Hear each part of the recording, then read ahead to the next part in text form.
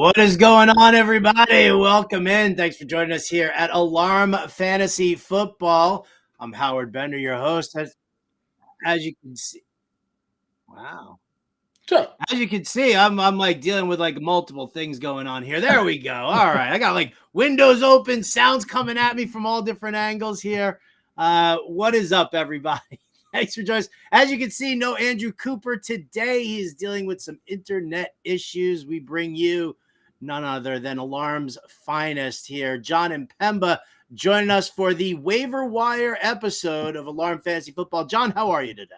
Howard, I'm doing great. Happy to be on the show. Always willing to hop on when needed. Pinch hit when called upon, and I'll come through for everybody today. We know you will. We know you will. Guys, line up those waiver wire questions in the chat. Jon and I are going to get to each and every one of them. Remember, if you're talking about adding a guy and you're talking about dropping a guy, we need to know names. We need to know full names. There's more than one Zay in the league, so you can't just say Zay. And there are more Joneses. Jones and Williams. Those are my favorite ones. Would you start Jones or Williams today? Which one? So get those questions up to us in chat. In the meantime, while we wait for those to develop, we will talk about what's going on in the world. And I mean, listen, Jon, this is probably one of the biggest waiver wire weeks in the NFL right now. It starts with Justin Jefferson, wide receiver, placed on IR by the Minnesota Vikings, out a minimum of 4 weeks now. I mean, this is devastating news here for the Minnesota Vikings, though I'll tell you what. I mean, KJ Osborne, Jordan Addison, even Brandon Powell, all going to see an uptick in snaps and in targets. And then we can't forget TJ Hawkinson there as well. Yeah, listen, wrote the reaction article to that this morning over to Fantasy Alarm, so you can check all that out. I kind of broke it down on how we could see that usage obviously go about in the Vikings offense, but it just goes to show you all of those people out there that think they're smart about not drafting player X because they're injury prone, not drafting player Y, drafting this guy because they don't get hurt. You never know. It's the game of football. Guys can get hurt at any moment here. So Justin Jefferson goes down. You immediately take a look at the offense. You saw Jordan Addison perform well last week in a bigger role. And, of course, you'll then see guys like you mentioned, KJ Osborne, likely see them move up the depth chart. But, there's a lot of leagues where KJ Osborne is rostered. So with this being a waiver wire show, there are definitely some deeper guys out there on Minnesota that could see some increased reps here over the next minimum of 4 weeks. The report said they're going to go and put him on IR for 4 weeks, but it's not a 4 weeks and back in 5. It's a 4 weeks and a reevaluate. So pretty serious hamstring injury seemingly that he suffered here. Now, they said that KJ Osborne is just going to slide into that X receiver role that Justin Jefferson plays. And I mean, listen, Osborne was already seeing like a 95 to 97% snap share as is. So yeah, he slides over there. You've got Jordan Addison, and then you've got Brandon Powell. If you're looking at those two guys based on, what you've seen Kirk Cousins do, because, obviously we've seen him find KJ Osborne and Jordan Addison when Jefferson's dealing with the double coverage. So now when you're looking at it, are you just going to rank it Osborne followed up by Addison and then Powell? No, I still think Addison's going to be the number one here. I think you'll see him elevate. They took him in the first round. I think they're pretty high on the kid. Obviously, he performed well. Last week, he's largely performed well every week except that Carolina Panthers game. I mean, Panthers shut down that passing offense. Jefferson was the only one that really got anything going. So I think that you're going to see Addison rise to be that number one. Osborne will still be on the field. And Powell, at least for this week, I think is going to be a viable option. But if you look at the previous couple of weeks there, Powell hadn't played more than 5% of the offensive snaps. What happened was they actually had Jalen Nailor out there. He ends up going on IR. Naylor's eligible to come off the IR, not this week, but next week. So there's a good chance that Jalen Nailor, when he gets activated, kind of goes up above Powell in the pecking order of snap share. So a deep dive waiver wire guy, if you're in a 14-team league or something like that, and you want to stash somebody that maybe might see some playing time there, Jalen Nailor is someone to be on your radar. Ooh, I like that. A little Nailor action. All right. In the running back world, things getting ugly and uglier as two major injuries. Number one, Adam Schefter's reporting that Devon Achane could be placed on injured reserve. I don't know if they've actually placed him on injured reserve, but they do expect him to miss multiple weeks. There's the report from Adam Schefter right there. It's wheels up for Raheem Mostert. There's no doubt about that. Jeff Wilson was supposed to come back this past week, likely going to be back in week 6, I'm guessing, but not 100% there. But for me, it's all about Raheem Mostert, who is probably owned in most leagues. So the question is, John, do you go to a Jeff Wilson? Do you see, you try to add him, or, even beyond that, is there anybody else in that Miami backfield? Because, Mike McDaniel likes to rotate running backs. Yeah, listen, I'm trying to look at what's the current status of Salvon Ahmed, right? Because he was in the works for a little bit. Did he end up going down as well? No, he's still there. Chris Brooks, though, seems to have leapfrogged him a little bit. Yeah, I mean, listen, they reportedly are going to activate the window for Wilson to return. If they do, just basically hot swap Wilson and Achane on the IR.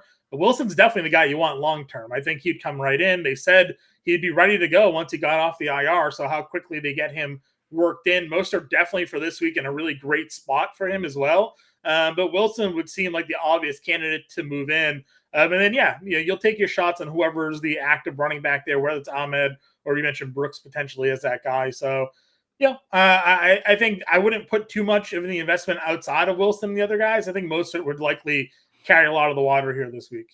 Spoiler alert, guess who's on the cover of this week's watch list? I'd imagine it's Raheem Mostert. Well, I think the beautiful thing about it is, and not to sound too braggadocious, but dude, I have him everywhere. And because everybody kept leaving him, in like the 10th round. Yeah. It blew me away. I said to people, I'm like, get yourself Raheem Mostert. Once Dalvin Cook had signed with the Jets, I was like, Miami's not picking anybody else up. McDaniel loves Mostert. So while Achane is definitely a player on the rise and will eventually probably, control this backfield, you can't take Mostert out of the equation. He is he's just too good of a player, and they love him because he's fast. He fell in drafts because there was still a lot of uncertainty with that backfield, because at the time Wilson didn't go on IR until like the week of the season. So nobody knew he was even going to be dealing with anything. So there was a lot of, uncertainty really what they were going to do with Achane, Mostert, and Wilson all in the backfield. Once Wilson goes on IR, it obviously cleared out the roles there for everybody. So it should be interesting to see moving forward. All right, let's continue with the ugliness here. The injury bug just biting the ass out of every running back out there. James Conner. We're now being told from Adam Schefter that James Conner is expected to miss multiple weeks as well. What is it? Emari Demarcado is obviously a big name there. Keontae Ingram he was banged up last week. He's not.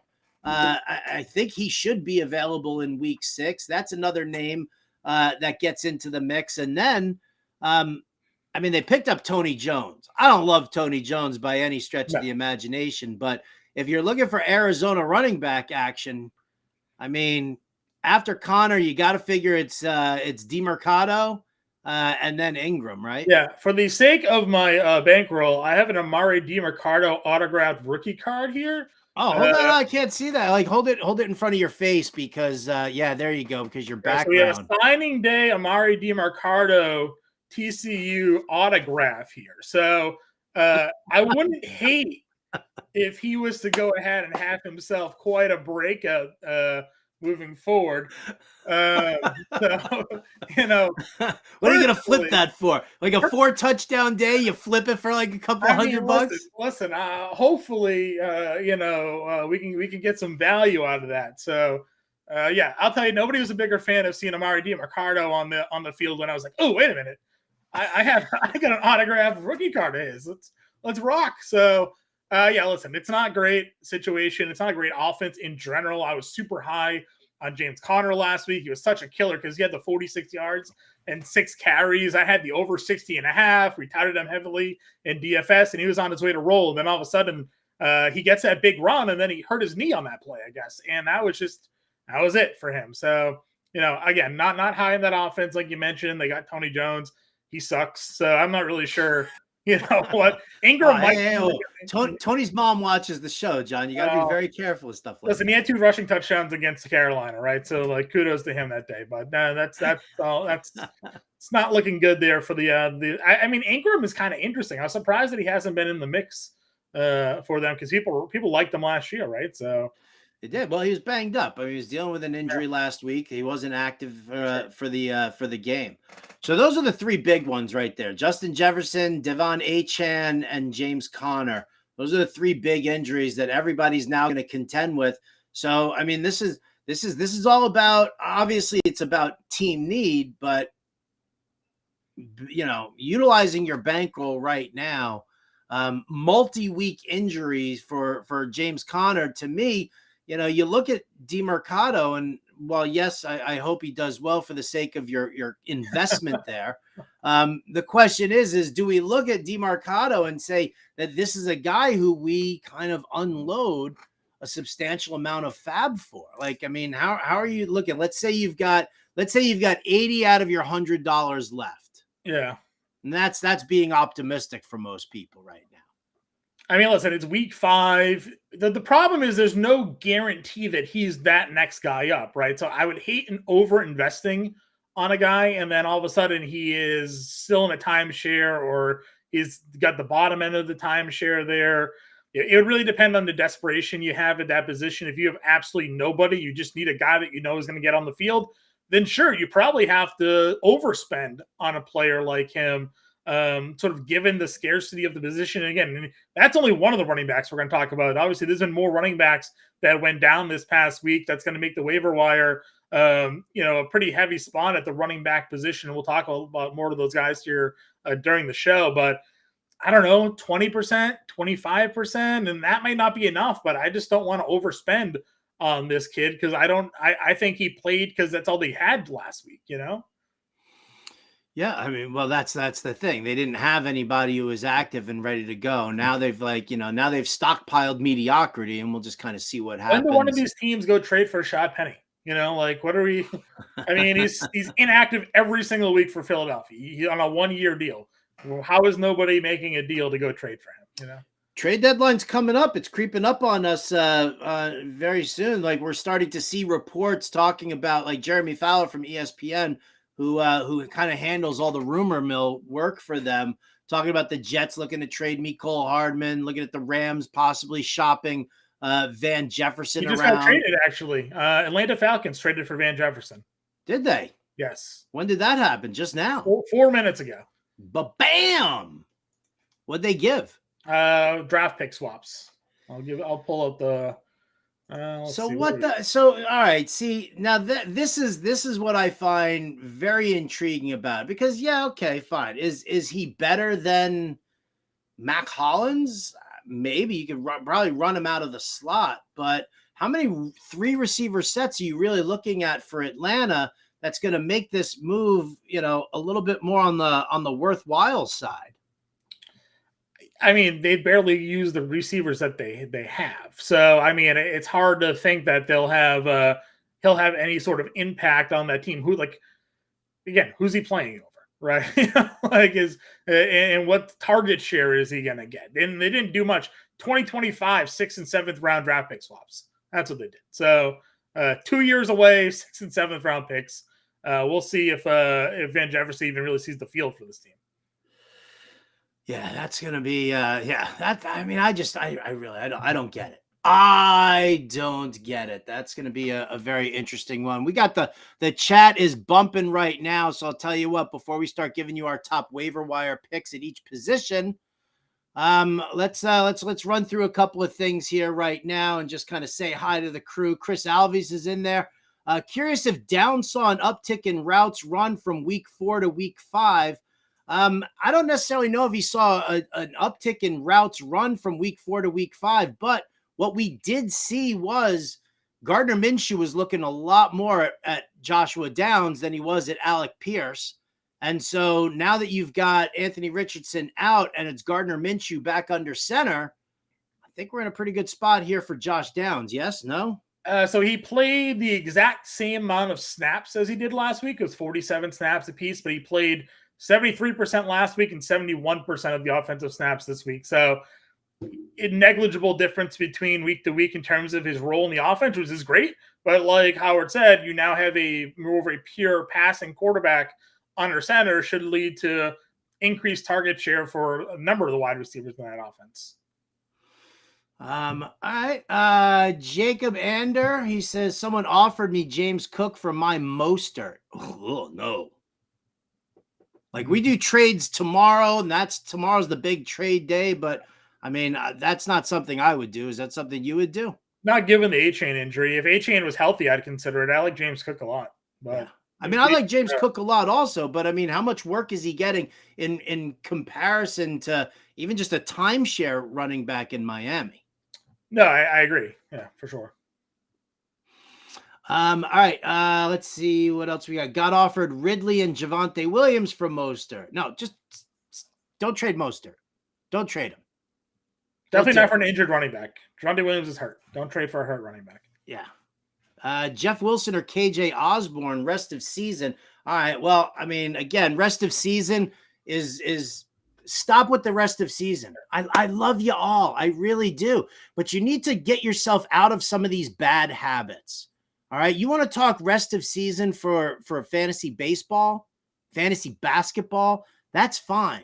But the NFL, because of the short number of games, the short schedule, because it's such a crazy matchup-based game, you can't sit there and worry about what's going on 6-7 weeks down the road. Worry about like the next 2 or 3 weeks. Get through those, get those wins, and then start making your adjustments. If you start thinking rest of season on the constant basis, you're going to do yourself a disservice, because you're going to look and you're going to be like, oh, well, this guy's got what? He's got a crappy matchup in week 14 during my fantasy playoffs. And what, are you going to avoid him? Like, to me, I mean, that's a mistake. But for this week here, John, obviously it depends on what your bigger needs are, with its running back or wide receiver. But break it down, Jeff Wilson versus KJ Osborne for you. Well, we don't even know Wilson's going to be active this week. So Osborne for this week, just based off the availability, you kind of hit on the point though, Howard. If I'm looking rest of season and I'm in a spot where I feel pretty comfortable where I'm going to make the playoffs, my rest of season outlook is playoff scheduling. Who has the best playoff schedule for me come playoff time? I don't care what's going to happen the next 2 to 3 weeks, 3 to 4 weeks. If I find myself in a pretty good spot to make the playoffs, I care about who in week 16 and 17 Wilson or Osborne will have, if they even are in a spot where they'll be contributing. So I look at playoff scheduling at this point when I'm thinking rest of season, but it's got to be Osborne right now because we don't know if Wilson's going to be active this week. How much rest of season work do you really do? I mean, maybe if you're 5-0 right now. That's what I'm saying. Like, there's not really a lot of, there's not a week to week unless you are desperate for running back, right? Rest of season, Jeff Wilson's going to help your team because you're starting Demarcado and, Gus Edwards, then sure, maybe rest of season, Jeff Wilson's going to help you more than KJ Osborne will because he just slots into your lineup better. It's also about who are you removing and placing instead of Wilson or Osborne. So, team needs matter, playoff scheduling matters, and of course, availability matters. And again, we don't know if Jeff Wilson's even going to play this week. So, yeah. Osborne red for me this week. I can't pronounce that, but it's another trade question. Once again, guys, we want to keep this waiver wire oriented here. A lot of people are trying to figure out how much FAAB do I put on guys? How do I replace these guys? Things like that. If you're talking tomorrow is a great day to talk trades right here on the show. Andrew Cooper will be back. You know how much Coop loves talking trades and things like that. So, but not to be a total dick, I'm going to actually answer the question. Hurts and Ford for Cousins and JT. John, I want to be on the Hurts and Ford side of this trade, but maybe you got a different take. I think Ford is rather garbage personally. I would go, Hurts is obviously the highest scoring player, but you're getting 6 points per passing touchdown here and a half PPR. I might lean Cousins and JT, to be truthful.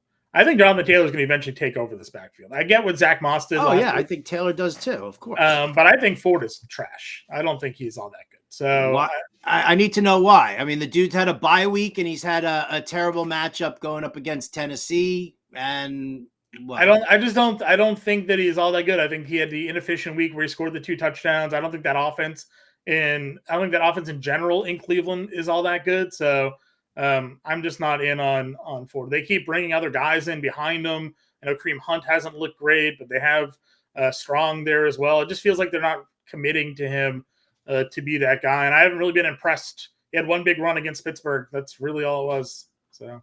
All right. Well, we differ on that. I mean, listen, I'm not gonna crap on the dude for a bad, an inefficient game against Tennessee and then a bye week.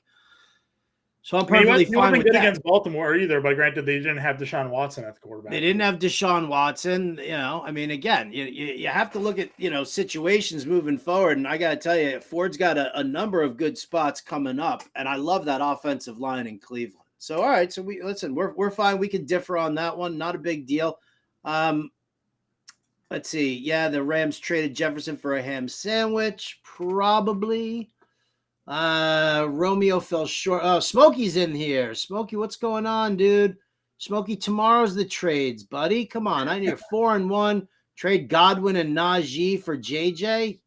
Yeah, at 4-1, I would definitely do that. Godwin and Najee for Justin Jefferson. I can't stand Najee Harris right now. What a crap fest that's been.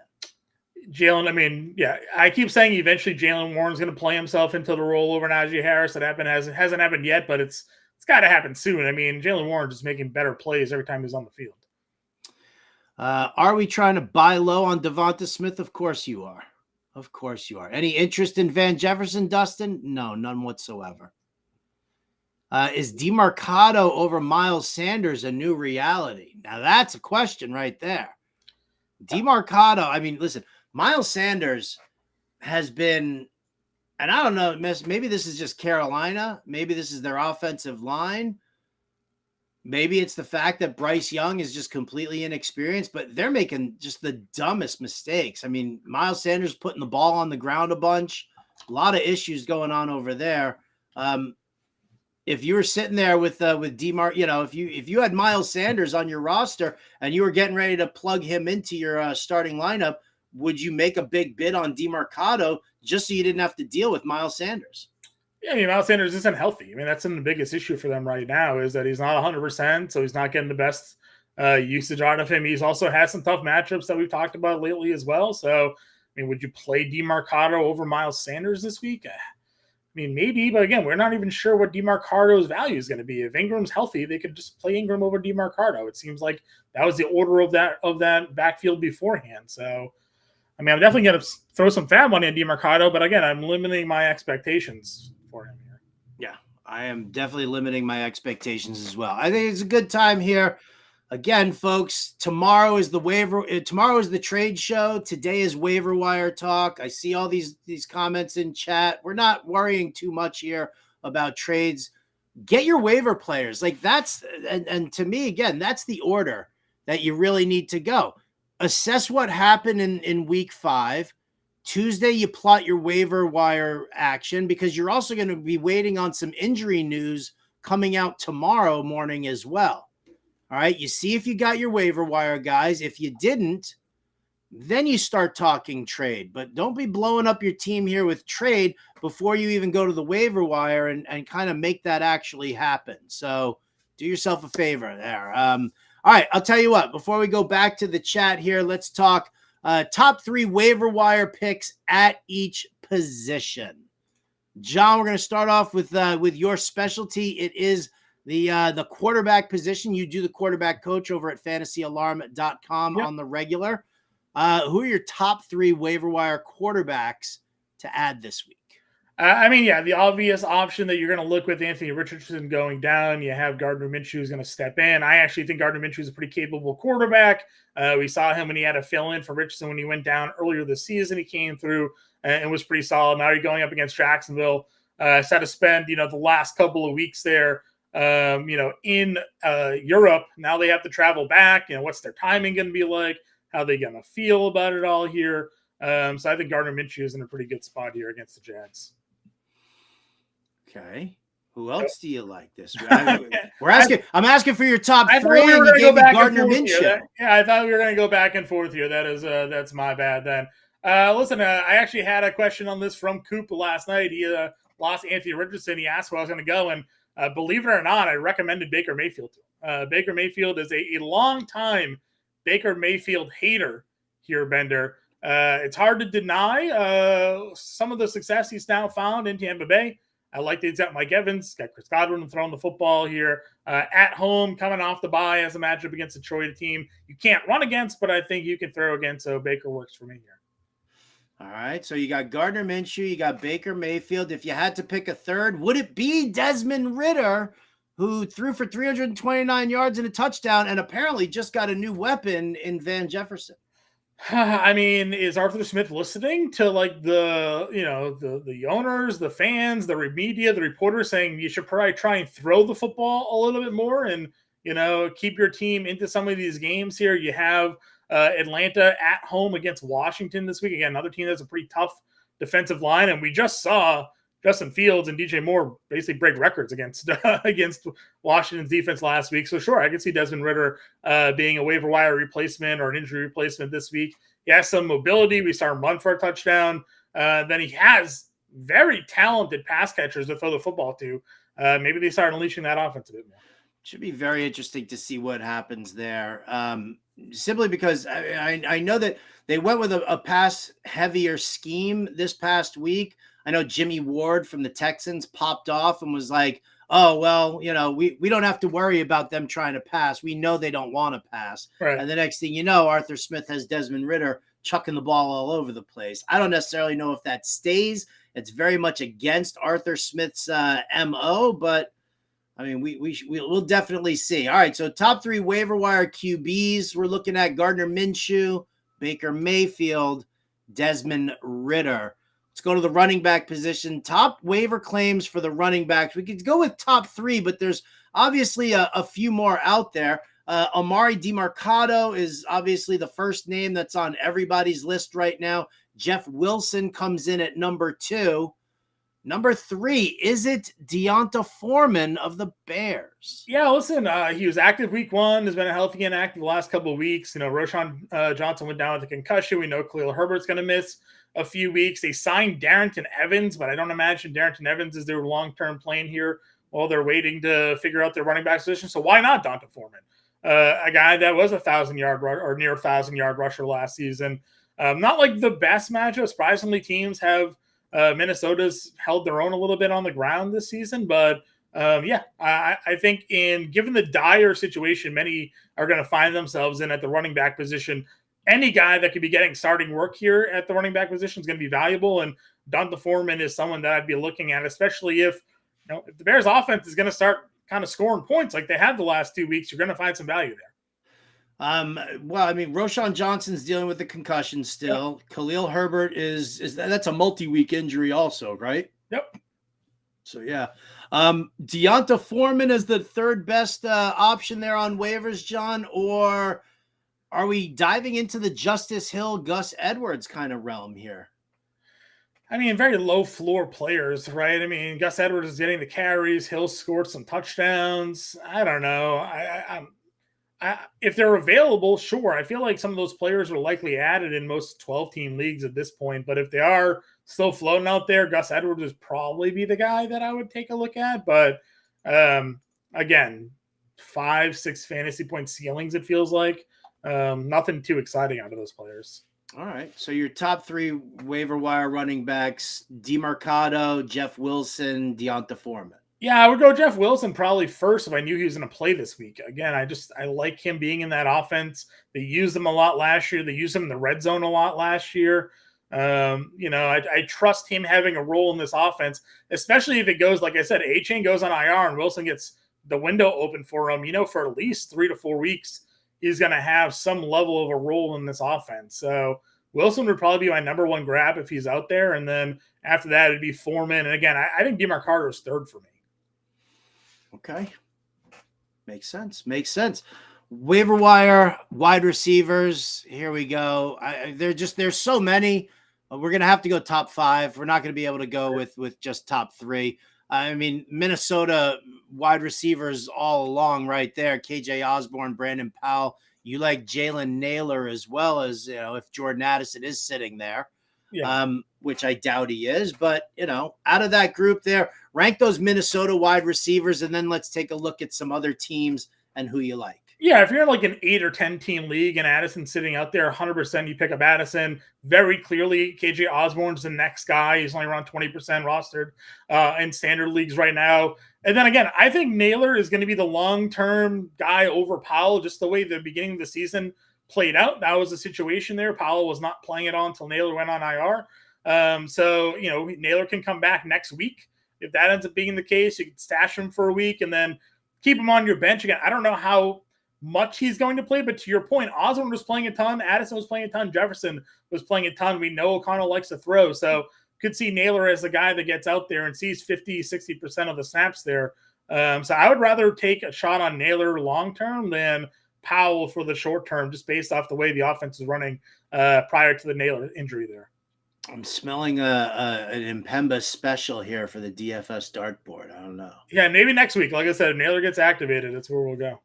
All right, who else do we like from the wide receiver position outside of the Minnesota pass catchers? Listen, we actually got some clarity on the situation in Carolina. Obviously, Adam Thielen's still a G, so that guy is going to own all of the targets, but we weren't sure what was going on with Terrence Matthews, Mingo, and Chark, because one of them has always been hurt.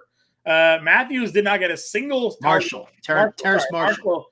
Marshall did not get a single target last week. He was like a healthy inactive for that game. It was Mingo and it was Sharp that got the work. So I think Mingo is where I want to go here, in this spot this week. If I'm looking for a guy, again, the younger player, I think he might have a little bit better of a connection here. So you can go either. I think Carolina Panther guy is the number 2, but Mingo is probably where I'd go over Chark this week. Okay, that's number 2. Let's talk about beyond that on that list. Wan'Dale Robinson, does he interest you? Does Curtis Samuel interest you out of Washington? And we're starting to see a little bit of an uptick in targets for Rondale Moore. Yeah. Do you have any preference? So I like Curtis Samuel a lot. I played him in DFS on the showdown slate. I was very happy the way that turned out. Then you can't deny the last couple of weeks of production. And this kind of goes back to last year, right? Whenever Curtis Samuel has been healthy, he's been a guy that gets on the field. They use him in a bunch of different situations. He runs some of these kind of short underneath routes, which are easier throws for the quarterback to make, while McLaurin and Jahan Dotson are kind of moving downfield here. I think Curtis Samuel is the next guy that I would look to add in this offense. They have some pretty interesting matchups coming up for Washington as well. Rondale Moore's still not a guy I'm sold on because I'm not fully sold on that offense. It feels like you can trust Hollywood Brown, you can trust Zach Ertz, and that's really it. We all thought Michael Wilson might have been a guy, and then all of a sudden you just what the hell happened there? That's what I'm saying. So, I don't want to trust that Rondale Moore all of a sudden is going to be reliable week-to-week play here. So Moore's probably down. I'd go Wan'Dale Robinson over Moore. I'd go Samuel over Robinson if I was kind of ranking him there. So give me like a Minnesota Vikings wide receiver. I think I'd put Samuel ahead of Mingo, and then I would go Mingo, Wan'Dale, and Moore. Okay. So Osborne. Yep. Samuel. Yep. These are top 5 waiver wire wide receivers. It's KJ Osborne, it's Curtis Samuel, it's Jonathan Mingo, it's Wan'Dale Robinson at 4, and then at 5 you've got Rondale Moore. I do. Beautiful. Let's hit the tight ends. Usually I just let Coop just run until he says Dalton Kincaid, and then I stop him immediately. Jerome Smythe, Give me your top 3 waiver wire tight ends, John. Dude, I cannot believe that Logan Thomas is still available in as many leagues as he's been in, because we've been shouting since the rooftops for maybe all year that Eric Bieniemy likes to feature the tight end in his offense. And from the beginning, you've seen the target share for Logan Thomas be what it is. You see the snap count be what it is, his involvement in the offense. And then last week, 9 for 77 on 11 targets against Chicago. He's got a really good matchup coming up against Atlanta, the Giants. Philadelphia still struggles against tight ends. I mean, yeah, Logan Thomas, I'm looking at it right now. They say he's available in only owned in less than 10% of leagues this year. I can't imagine you're starting a tight end top 10, top 12 team league better than Logan Thomas at this point. So do yourself a favor, go pick up Logan Thomas. He's an every week starter, top 10 tight end for sure weekly. So definitely going to go there. And then we have to talk about Jonnu Smith. I talked to you about him last week for DFS. you were unsure, but it seems pretty clear that Jonnu Smith and an Arthur Smith offense is going to have some level of value here. It's great to see Kyle Pitts have a breakout week last week as well, but Jonnu's still got his targets. So maybe Desmond Ridder is just comfortable throwing to the tight end in these sort of easier route trees that they're running, and they run a run heavy scheme. So Jonnu Smith has to be a guy that you really have to take some consideration in now as well. And then Gerald Everett, I mean, maybe passing offense, no Mike Williams, he could be a guy that finds himself continuing to find some work there. Okay. Logan Thomas, Jonnu Smith, Gerald Everett, top 3 tight ends on the waiver wire right now. And I agree with John. If Logan Thomas is available in your league, it would be a criminal to not pick him up. Not with the workload that he's getting that we're seeing there. The Jonnu Smith thing, I wonder, do you think that the Van Jefferson addition is going to hurt Jonnu Smith? Like, if you're going to talk 3 receiver sets, you're going to take Kyle Pitts out of the slot. You put Jefferson in there. And does that push Jonnu Smith back a little bit for you? Like, if people go and they claim Jonnu Smith expecting him to see targets, but they're going to run Van Jefferson out of the slot, does that hurt? I don't think so. I mean, listen, Jonnu Smith played more snaps this past week from a snap percentage wise than he did the week before. Right. So, I mean, like, his snap share is even increasing. Right. But where did they line up? Where did they line up Kyle Pitts throughout all this? Was he all lined up at the tight end spot, or was but he doesn't line up generally as a traditional tight end. They do like to split him out. So they could still go Pitts in those 3 wide receiver sets. They use a lot of 2 tight end sets as it is because they like to present the run heavy offensive look. It was a 12, I think it was a 12 formation they call it, right? So, they're going to have Jonnu Smith on the field. It just all season long, that's been the case. I don't think Van Jefferson coming in is going to change the way Arthur Smith's going to run his offensive formations. All right. Well, there you go, guys. Top 3 waiver wire additions at each position. We gave you top 5 for wide receivers as well. The waiver wire article is over at fantasyalarm.com. It's done by Britt Flynn, who I see is hanging out in the chat right now. Britt not only gives you all of her waiver wire plays and pick suggestions, she also gives you FAAB budget suggestions as well. How much do you spend on somebody right there? I want to give a quick shout out to our friends over at Underdog Fantasy. They got brand new contests starting up all the time, chances to win every single day. Jump into their pick'em contests. I know, John, you're big on the Underdog pick'em contest there for sure. Obviously, NBA, NHL, they're both starting up. NHL starts up this week. NBA starts up on October 24th. You get Thursday night football games. You get all the Sunday games. You get Monday night. There's always. So jump into these pick'em contests. Go to fantasyalarm.com/underdog and use the promo code ALARM. Now, we just got a message from our friends over at Underdog. First-time depositors will get 100% match up to $500. It used to be $100. It's at $500 right now. Put in 500, get 500. Boom. Start making your picks, your plays, your drafts, your everything like that. Again, fantasyalarm.com/underdog. Promo code ALARM gets you a first-time deposit match up to $500. Their featured pick this week, John, it's Pat Mahomes. The old Thursday night, half a total yard for a Thursday night QB.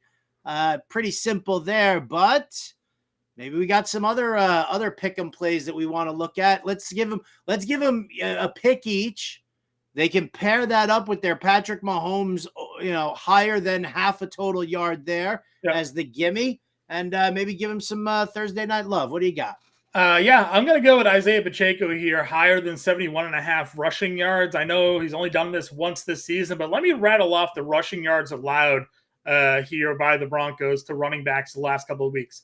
Hall, 177, Herbert, 103, Achane, 203, and Mostert had 82. Brian Robinson had 87. Josh Jacobs is the only one that struggled in week 1 because he missed the entire offseason at 48. So Isaiah Pacheco should have no problem, I don't think, running all over this football team this week.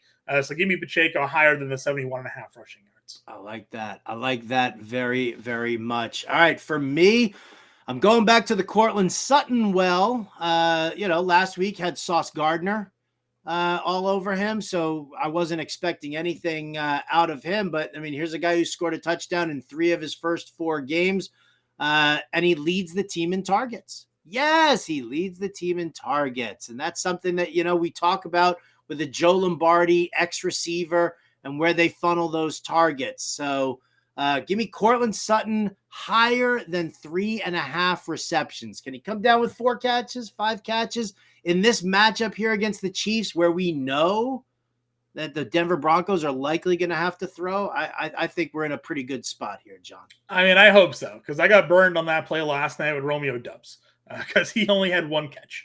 And it was Dobbs. What was 25 that? targets the last 2 weeks, like 13 catches. He has 4 targets, 1 catch. Total disaster last night. Yeah, you guys should tune into the Fantasy Alarm Show today, 5 to 7 p.m. Eastern, where Jim Bowden and I give a heartfelt apology to one caller who asked the question, should she start AJ? Her fiance says that she should start AJ Dillon. Who do you guys think she should start between Dillon and Dobbs? She only needed 6 points in a full PPR format to win her game. And we were like, oh, you take Dobbs. I mean, Why wouldn't you? He's all those targets. Nightmare fuel. Gave out Jacoby Myers receptions. That hit pretty easily. And I was like, 3.5 for Dobbs? Like, that's the easiest. That's a cash cakewalk. Oh, boy. Well, here you go. So for Underdog Fantasy this week, you got your Patrick Mahomes higher than half a yard. Isaiah Pacheco higher than 71.5 rushing yards. Cortland Sutton higher than 3.5 receptions. Lock it down. And again, fantasyalarm.com/underdog, promo code alarm, gets you a first-time deposit match up to $500. All right, John, you ready to get back into the chat for the kids who have all these questions waiting for us? Yeah, let's get into it, man. All right, let's take a look, see what we got here. What is that? At Chef, maybe? I don't know. I can't. My contacts are killing me right now. Trade Pierce and Laporta for Joe Mixon. He's already got Andrews. Running backs would be Taylor, DeAndre Swift, Breece Hall, Stevenson, Mixon. Like, I don't even know if you need that. Pierce and Laporta for Mixon. Yeah. No, I would keep Laporta. I mean, I would play Laporta probably over Andrews at this point, the way the season's been going, right? I mean, you got to figure out a way to get 2 of those guys in there or get a better running back than Mixon if you're going to package something there. But you definitely don't need to make a deal. Good on you for drafting the way you drafted. Either this is a dynasty league or an 18 league. So either way, congrats. Yeah. Would a package of James Cook and Jalen Warren be enough to trade Mostert? No, stop trying to trade Mostert. I don't know how many times to say it anymore. Of course, me saying that means he's going to get hurt next week, but, whatever. Hal says he's looking at Gainwell, Javonte starting unless Roschon is cleared. Would you drop Keaton Mitchell? The infamous Keaton Mitchell for Demarcado, Hubbard, or Foreman? For Foreman, because I think Foreman's the most likely to play of that group. And then you have Roschon. So if Roschon is in, then at least you have Roschon. If Roschon is out, you have Foreman. Get your handcuff. Yeah. And I would drop Keaton Mitchell for Demarcado also, even though he'll probably be in some sort of a timeshare with Ingram. And I still think that that's better than what you're getting with Keaton Mitchell, who, he sits behind Gus Edwards and Justice Hill and maybe Lamar Jackson. He was active last week, Traded Ertz, Gibbs, and Pittman for Amon straight up. Any thought? No. I think you overpaid for a hurt Amon-Ra St. Brown. Yeah. Should I trade Ridley and Madison for Eckler? Well, you can handle this one. I'm not gonna. Listen, I like Austin Eckler. I would do that deal.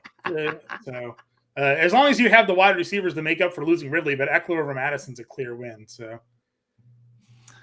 Chris Alvis wants to know, Kyler Murray eligible in the next couple of weeks. Do we care outside of Superflex? They haven't really said if they're gonna like activate him at all, so probably not. But I mean, I guess it depends on your quarterback situation. If you're starting like a Sam Howell, Dobbs pairing or something like that, like maybe grab a stab, but I don't know. Yeah.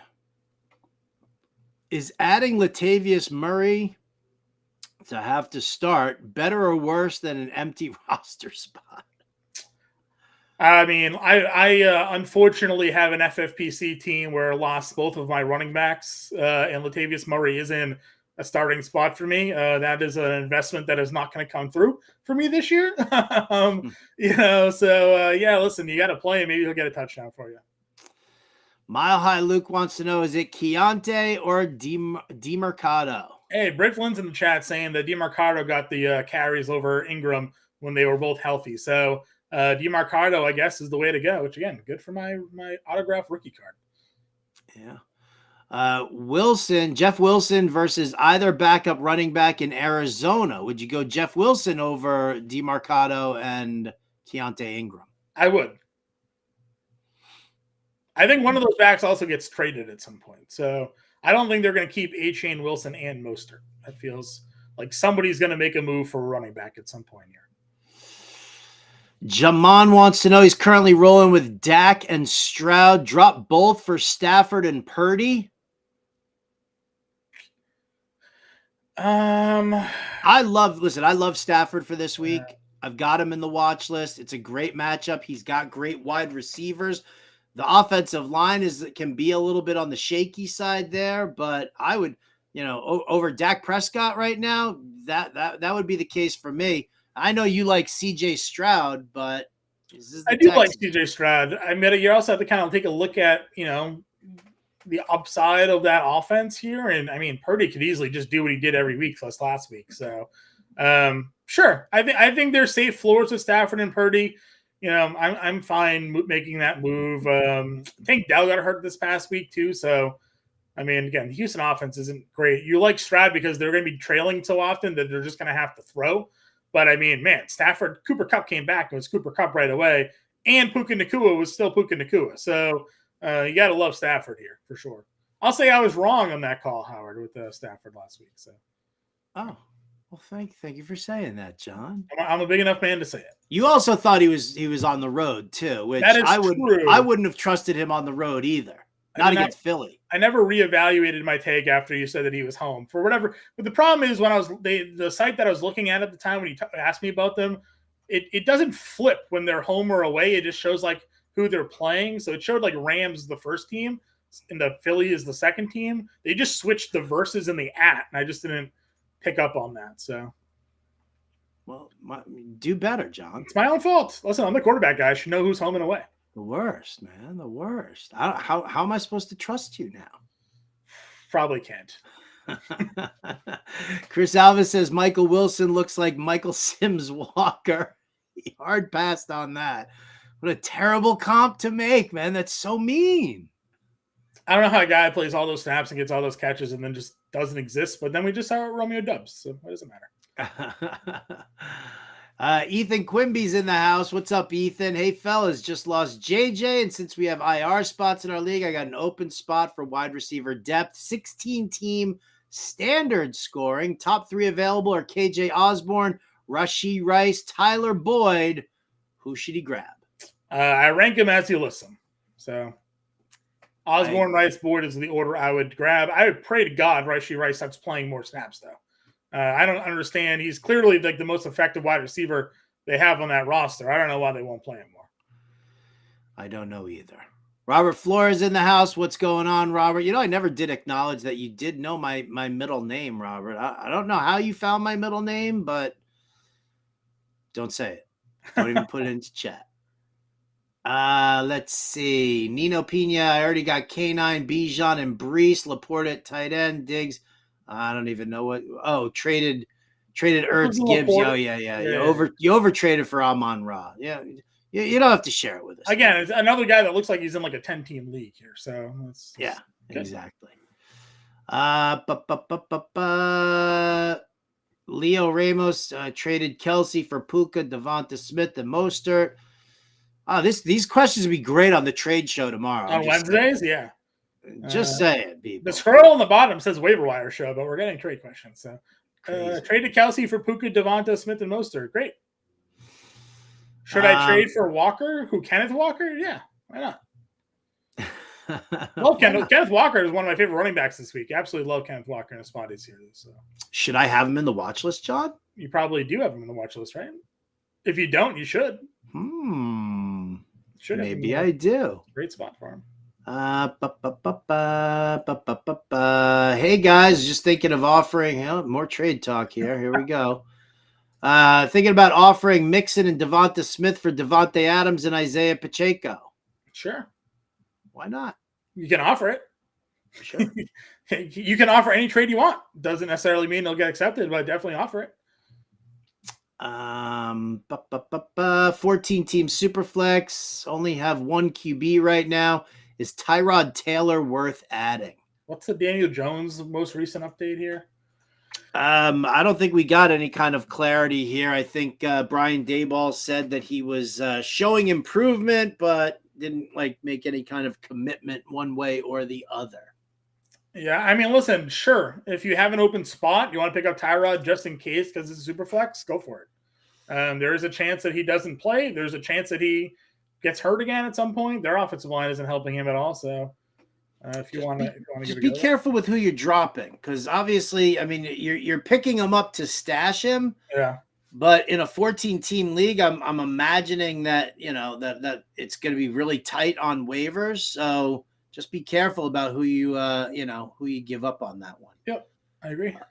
Chef TPDTB, Chef Toilet Paper in Tampa Bay. Is that what that is? I don't know. What does TPTB stand for? I have no idea. Pick up Deonta Foreman for a spot start. Yes. Yeah. Should I drop Kenneth Gainwell for Demarcado? I would at this point. Yeah. Also need a bye week QB. Is Dobbs the best buy to stay cheap or some other QB? All right. Well, where do you put? So we talked about Gardner Minshew. We talked about Baker Mayfield. We talked about Desmond Ridder. Where do you put Joshua Dobbs in that mix, John? Probably above Ridder, but also hey, let us know who is available in your league, right?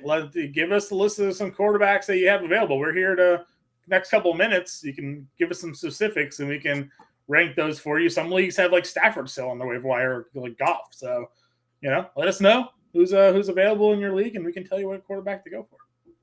TP. The place to be. TB stands Jeff. The place to be. I'm not hip enough, Howard. I don't know the lingo these days, Never know where to go. Oh, I'm a disaster when it comes to text speak and stuff like that. Yeah. No clue. Hal's apologizing. You don't need to apologize. I was asking if Tyrod plays, is he better than a position guy? Generally a quarterback is better than a position guy, but depends again. Who's the position guy? Who are you starting? Are you starting?